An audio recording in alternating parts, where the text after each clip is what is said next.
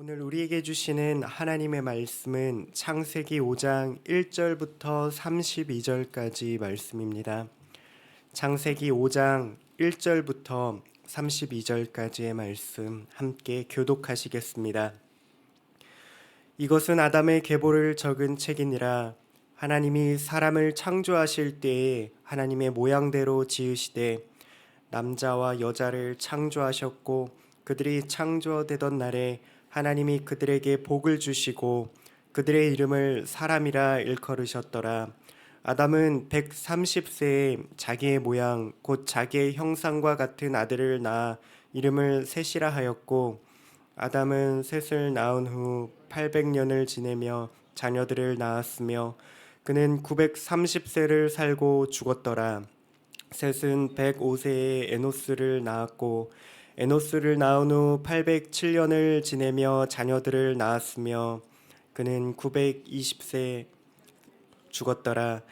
에노스는 90세에 게난을 낳았고 게난을 낳은 후 815년을 지내며 자녀들을 낳았으며 그는 905세를 살고 죽었더라. 게난은 70세에 마할랄레를 낳았고 마할랄레를 낳은 후 840년을 지내며 자녀들을 낳았으며 그는 910세를 살고 죽었더라. 마할랄렐은 65세에 야렛을 낳았고 야렛을 낳은 후 830년을 지내며 자녀를 낳았으며 그는 895세를 살고 죽었더라. 야렛은 162세에 에녹을 낳았고 에녹을 낳은 후 800년을 지내며 자녀들을 낳았으며 그는 962세를 살고 죽었더라. 에녹은 65세에 무드셀라를 낳았고 무드셀라를 낳은 후 300년을 하나님과 동행하며 자녀들을 낳았으며 그는 365세를 살았더라. 에녹이 하나님과 동행하더니 하나님이 그를 데려가심으로 세상에 있지 아니하였더라. 무드셀라는 187세에 라멕을 낳았고 라멕을 낳은 후 782년을 지내며 자녀를 낳았으며 그는 969세를 살고 죽었더라. 라멕은 182세에 아들을 낳았고 이름을 노아라 하여 이르되 하나님께서 땅을 저주하심으로 수고롭게 일하는 우리를 이 아들이 아니하리라 하였더라. 라멕은 노아를 낳은 후 595년을 지내며 자녀들을 낳았으며 그는 777세를 살고 죽었더라. 노아는 500세 된 후에 셈과 함과 야벳을 낳았더라. 아멘. 오늘 말씀은 우리가 가야 할 길이라는 제목으로 전하겠습니다. 성경에서 족보가 나오면 어떻게 읽어야 할까요? 너무나도 당연한 말이지만 하나님의 말씀으로 읽어야 합니다. 이 성경의 족보는 누군지도 모르는 사람이 태어나 누구를 낳고 몇 살을 살다가 죽었다라는 이야기가 계속해서 반복됩니다. 그렇기 때문에 우리의 피부에 크게 잘 와닿지 않는 것도 사실인데요. 그러나 성경에서 족보는 아무 의미 없는 기록이 아닙니다. 하나님께서 우리에게 주시는 특별한 목적과 교훈을 이 족보 속에 분명하게 담고 있습니다. 특히 창세기에서 족보는 더 큰 비중을 차지하고 있습니다. 창세기의 족보는 앞의 단락과 뒤의 단락을 이어주는 다리 역할을 하기도 합니다. 이전 역사를 간단하게 정리하고 이후의 이야기를 미리 보여주는 역할을 하기도 하죠. 더 중요한 것은 이 족보는 하나님께서 일하시는 그 구원 역사가 어디로 어떻게 흘러가는지 보여주는 영적인 이정표 역할을 한다는 것입니다. 그런 의미에서 창세기 5장의 족보는 우리가 걸어가야 할 신앙의 길이 어느 방향인지 어디인지 그것을 보여주는 표지판과도 같다, 이렇게 말할 수 있겠습니다. 오늘 말씀을 통해서 우리가 어디에서 왔고 어디로 가며 어떠한 방식으로 살아가야 하는가, 이 세 가지 중요한 표지판에 대해서 함께 살펴보도록 하겠습니다. 첫 번째 표지판입니다. 우리는 어디에서 왔는가 함께 살펴보겠습니다. 아담의 계보는 이렇게 시작합니다. 1절 말씀에 하나님이 사람을 창조하실 때에 하나님의 모양대로 지으셨다 이렇게 말합니다. 놀랍게도 아담의 계보는 아담으로 시작하지 않습니다. 아담의 계보는 하나님으로 시작합니다. 누가복음에 보면 예수님의 족보 역시도 예수님부터 거슬러 올라가면서 마지막에 아담 그리고 하나님으로 끝나는 동일한 양식을 취하고 있습니다. 이것이 우리에게 가르쳐주는 중요한 교훈이 있습니다.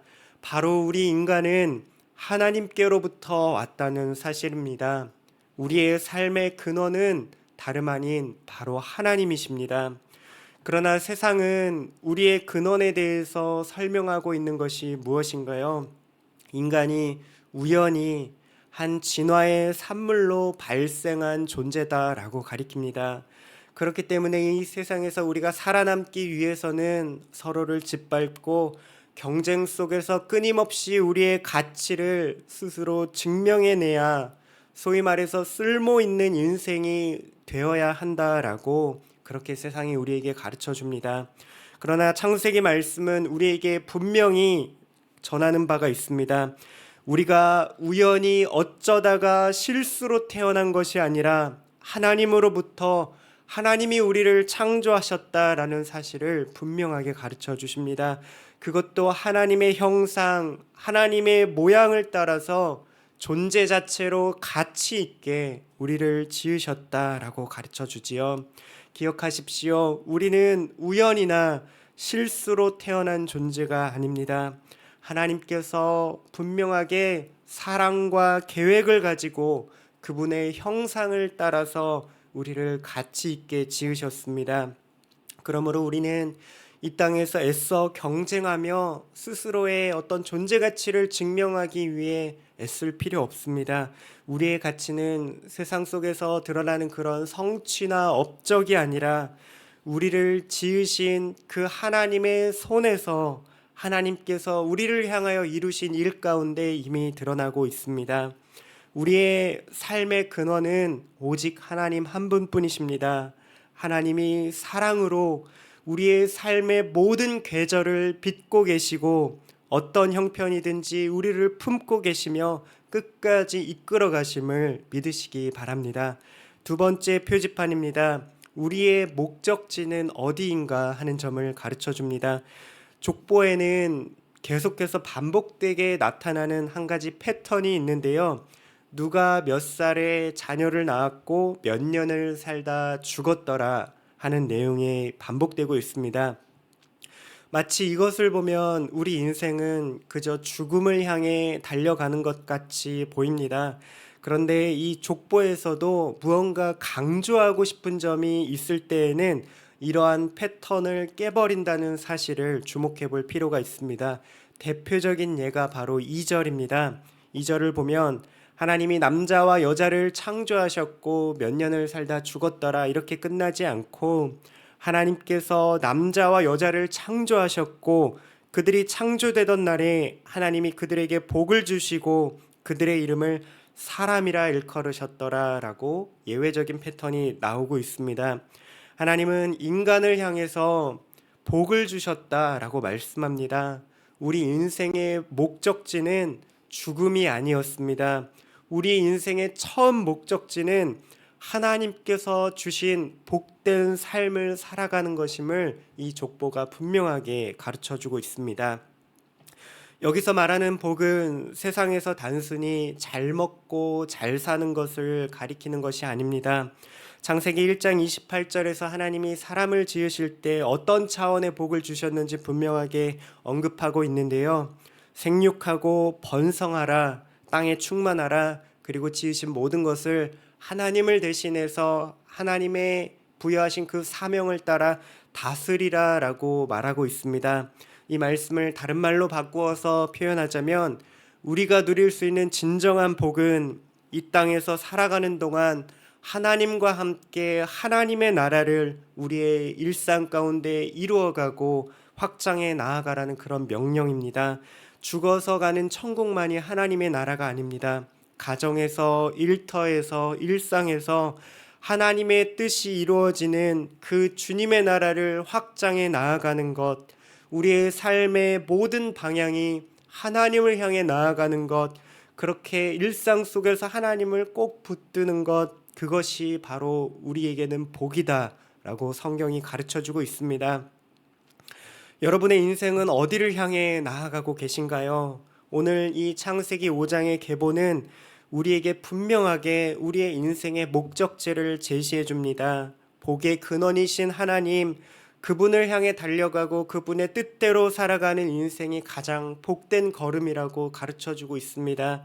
오늘 이 아침에 우리 인생의 방향을 그저 땅의 것으로 그냥 죽음을 향해 달려가는 그런 인생이 아니라 하나님의 뜻과 계획을 추구하고 하나님께로 우리의 삶의 방향을 맞추어 가는 저와 여러분들 되시기를 소망합니다. 마지막 세 번째 표지판입니다. 어떠한 방식으로 우리가 그러한 인생을 살아갈 것인가 하는 것을 가르쳐 줍니다. 마지막으로 창세기 5장 말씀이 우리에게 던지는 질문이 이것입니다. 어떻게 그 길을, 그 방향을 따라서 갈 수 있는가 하고 말이지요. 또 한 번 이 족보의 패턴을 깨는 방식이 에녹의 삶을 통해서 드러나고 있습니다. 에녹은 무두살라를 낳은 다음에 300년 동안 하나님과 동행하였다라고 말하고 있지요. 바로 하나님과 동행하는 것, 하나님과 함께 걸어갈 때 하나님께서 처음에 의도하셨던 그 인생의 목적지를 향해 도착할 수 있다라고 가르쳐 줍니다. 22절에 에녹이 하나님과 동행하였다라는 이 표현의 뉘앙스는 습관적이고 반복적이고 연속적인 동작을 표현하고 있습니다. 하나님과 동행한다는 것은 이 말의 표현처럼 그냥 한 번의 결단이나 한 번의 체험으로 끝나는 것이 아닙니다. 날마다 매일마다 계속해서 하나님과 지속적인 관계를 맺는 삶, 그러한 삶이 바로 하나님과 동행하는 삶입니다. 보이지 않는 하나님과 우리는 어떻게 동행할 수 있을까요? 지난 주일 설교에서 성령 충만이 무엇인지 우리가 담임 목사님을 통해서 그 말씀을 들었습니다. 말씀 앞에 서는 삶, 하나님 앞에서 하나님의 말씀으로 우리의 삶을 가득 채우고 그것으로 기도하고 예배하고 하나님의 뜻에 따라서 살아가는 삶이 바로 성령의 충만한 삶이요 하나님과 함께 동행하는 방법입니다. 또한 놓치지 말아야 할 하나님과 동행하는 삶의 핵심이 있습니다. 바로 내가 하나님을 붙드는 것이 아니라 하나님의 은혜가 그렇게 동행하며 살아갈 수 있도록 나를 이끌어 가시고 붙든다는 사실입니다. 29절을 보면 이름을 노아라 하여 이르시되 여호와께서 땅을 저주하심으로 수고롭게 일하는 우리를 이 아들이 안위하리라 하였더라 이렇게 말합니다. 족보 속의 인물들은 우리와 똑같은 성정을 지녔습니다. 모두 연약했고 결코 완벽하지 않았습니다. 이 땅에서 수고스럽게 일할 수밖에 없는 그런 고난을 당하는 그런 존재였습니다. 그럼에도 불구하고 이 계보가 끊이지 않는 이유가 무엇인가요? 왜냐하면 하나님께서 자기의 백성, 하나님이 지으신 그 백성을 포기하지 않으시고 안위하시고 위로하시며 계속해서 은혜를 베푸시기 때문입니다. 노아를 통해서 드러나는 바 다음 6장을 통해서 우리가 살펴볼 텐데요. 하나님이 우리의 인생을 계속해서 위로하시고 계속해서 보듬어 가시는 그 손길이 있음을 우리는 발견할 수 있습니다. 우리의 연약함에도 불구하고 우리를 포기하지 않으시고 계속해서 은혜를 베풀어 가시며 우리의 인생을 이끌어 가시는 그 하나님이 우리 앞에 계십니다. 그 주님 앞에 나아가서 주님과 함께 걸으며 동행할 때 우리의 인생이 가장 복되고 행복하고 그렇게 아름다운 길로 걸어갈 수 있도록 하나님이 은혜를 베푸신다 하는 사실, 바로 5장의 족보가 우리에게 이것을 가르쳐 주고 있습니다. 말씀을 맺겠습니다.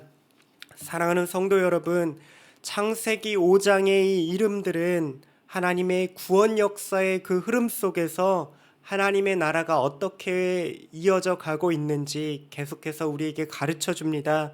저와 여러분들의 이름 또한 하나님의 생명책에 선명하게 기록되어 있습니다. 그러한 우리를 향해서 오늘 말씀이 분명하게 말씀하고 있습니다.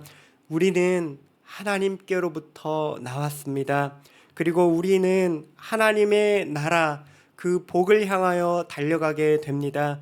그리고 오늘 우리는 주님의 은혜 안에서 그분과 동행할 때 그 은혜가 그 목적지를 향해 이르를 수 있도록 이끈다라는 사실을 가르쳐 줍니다. 오늘 하루 우리의 삶의 고비고비마다 무언가 힘들고 어려운 일을 경험할 때에 세상의 목소리에 휘둘리지 마십시오. 우리는 하나님의 형상을 따라 존귀하게 지음받은 존재입니다. 주님의 손을 꼭 붙잡고 우리에게 주어진 일상의 그 길을 묵묵하게 최선을 다하며 기쁘게 걸어가시는 저와 여러분들 되기를 주님의 이름으로 축복합니다. 함께 기도하시겠습니다. 하나님 아버지, 참 감사합니다. 우리의 인생은 죽음을 향하여 아무 목적도 방향도 없이 흘러가는 그런 가치 없는 인생이 아니었습니다. 하나님이 지으시고 창조하신 우리의 인생은 분명하게 가야 할 길이 있음을 오늘 말씀을 통해서 바라봅니다. 하나님, 우리가 어디에서 왔는지 그 하나님의 은혜를 기억하게 하여 주시옵소서.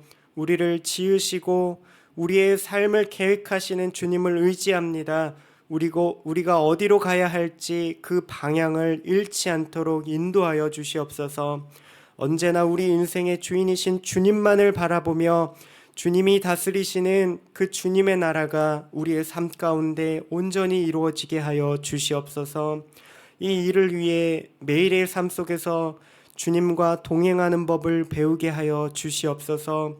말씀으로 우리의 삶을 가득 채우고 늘 깨어 기도하며 주님의 뜻을 따르게 하여 주시옵소서. 그렇게 우리의 삶을 복되고 가치 있게 인도하실 주님을 찬양하고 의지합니다. 예수님의 이름으로 기도드립니다. 아멘. 이 시간 말씀을 기억하며 기도하실 때 우리가 주님께로 와서 주님의 나라를 향하여 달려가는 인생입니다.